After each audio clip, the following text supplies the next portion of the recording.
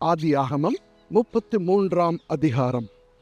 யாக்கோபு தன் கண்களை ஏறெடுத்து, இதோ ஏசாவும் அவனோடே கூட 400 மனிதரும் வருகிறதைக் கண்டு, பிள்ளைகளை லேயாளிடத்திலும் ராகேலிடத்திலும் 2 பணிவிடைக்காரிகளிடத்திலும் வெவ்வேறாக பிரித்து வைத்து, பணிவிடைக்காரிகளையும் அவர்கள் பிள்ளைகளையும் முதலிலும், லேயாளையும் அவள் பிள்ளைகளையும் இடையிலும், ராகேலையும் யோசேப்பையும் கடையிலும் நிறுத்தி, தான் அவர்களுக்கு முன்னாக நடந்து போய் 7 விசை தரை மட்டும் குனிந்து வணங்கி தன் சகோதரன் கிட்டச் சேர்ந்தான்.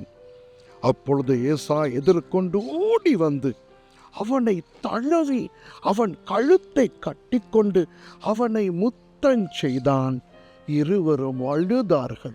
அவன் தன் கண்களை ஏறெடுத்து ஸ்திரீகளையும் பிள்ளைகளையும் கண்டு, உன்னோடு இருக்கிற இவர்கள் யார் என்றான்.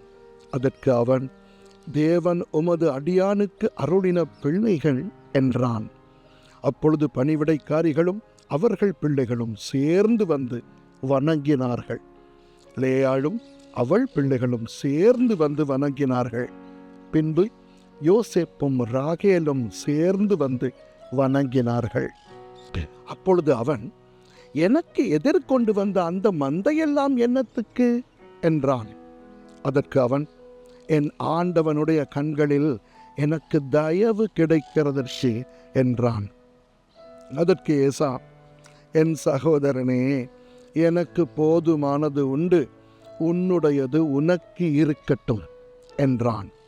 அதற்கு யாக்கோபு, அப்படியல்ல, உம்முடைய கண்களில் எனக்கு தயவு கிடைத்ததே ஆனால் என் வெகுமதியை என் கையில் இருந்து ஏற்றுக்கொள்ளும். நீர் என் மேல் பிரியமானீர். நான் உம்முடைய முகத்தை கண்டது தேவனுடைய முகத்தை கண்டது போல் இருக்கிறது. தேவன் எனக்கு அனுக்கிரகம் செய்திருக்கிறார். வேண்டியதெல்லாம் எனக்கு உண்டு.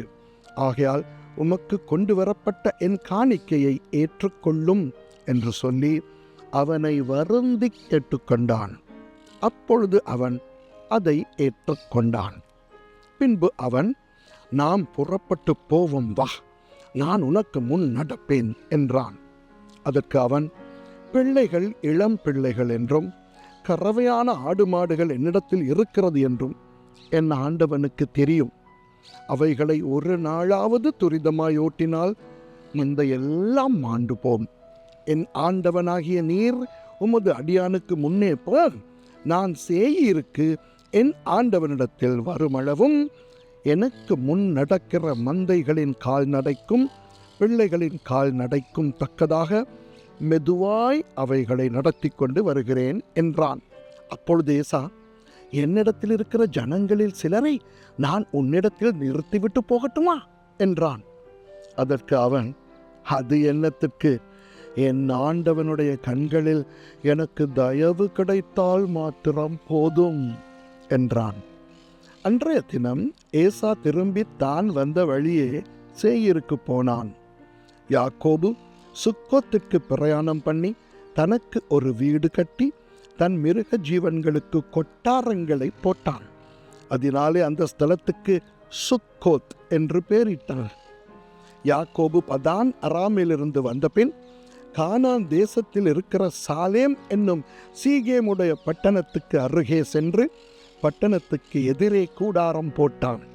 தான் கூடாரம் போட்ட வெளியின் நிலத்தை சீகேமின் தகப்பனாகிய ஏமோரின் புத்திரர் கையிலே 100 வெள்ளிக்காசுக்கு கொண்டு அங்கே ஒரு பலிபீடத்தை கட்டி அதற்கு ஏல் எல்லோகே இஸ்ரவேல் என்று பெயரிட்டான்.